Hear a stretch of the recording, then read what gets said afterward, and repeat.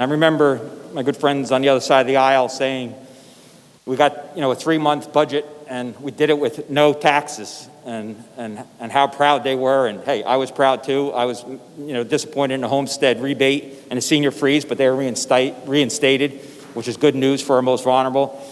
But let me tell you, I think we really made up for the 3 months of no taxes. And I don't really think during the worst recession since the Great Depression, it's anything to brag about that we got through 3 months without assessing or taxing folks. But we're through it, and this is where we are today. We have $703 million in new taxes. Spending's up by $1.7 billion, 4.4% increase over last year. And we've all spoken today, or many of us, and sure have got contacted, that there's never been more financial distress for the businesses and the residents.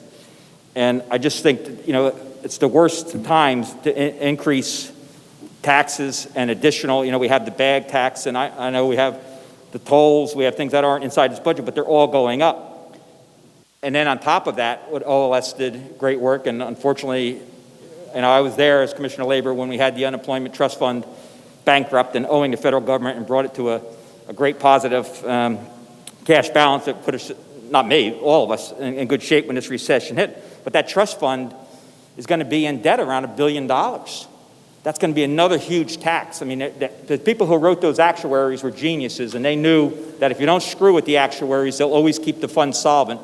Well, in the political world, people have to screw with everything, and needless, $4 billion was diverted and got that unemployment trust fund in the condition it was in from the recession of 2002-08. Neither here nor there, we're going to need about $1 billion automatic increases unless this legislative body acts again.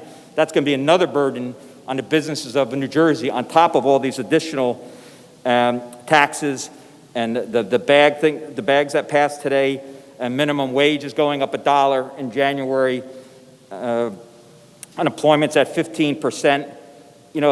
With this debt, if it's approved, which it sure looks like it's going to be, each New Jersey taxpayer is going to owe over $58,000 a person. And I know some of these things people think have to be done now, but this is the worst time to be raising taxes. This is the worst time to be making it more difficult and more expensive. And I know people say, if not now, if not when, or whatever the saying is, if not when, now. Now is not the time. That I know for sure. Now is not the time. With 15% unemployment, today's national numbers were worse than expected. People are continually losing their jobs at a rate faster than many economists think. So I just think that where there was a lot of effort and a lot of hard work put into this budget, there's a lot of bad things in the $703 million in new taxes. Spending is up since Governor Murphy's come into office 16.4%. I mean, that's an absurd amount, or $4 billion in new taxes. So I urge my colleagues, for the businesses, for your neighbors, for your small businesses, for the large businesses, for the job creators. This is all about the job creators, and that we're making things much, much more difficult and much, much more expensive during a very, very trying time for this state and the nation.